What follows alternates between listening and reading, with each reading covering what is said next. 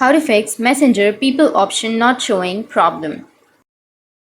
So if you're facing a problem with the people option not showing on your Messenger, then what you need to do is I think you might have updated your application, because if you've updated your Messenger application, then with the recent update we don't have the people option.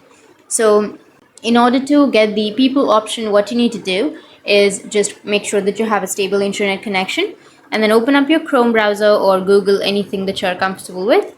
And once you're on the browser, now you just need to simply go with the search, and on the search you need to search for old Messenger application, and here you will get all of the websites that will provide you the older versions of Messenger.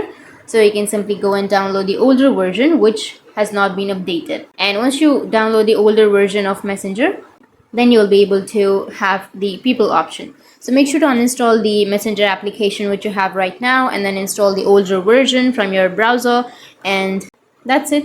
That's how you can fix Messenger people not showing option. And if you have any questions, feel free to comment below. Thanks for watching.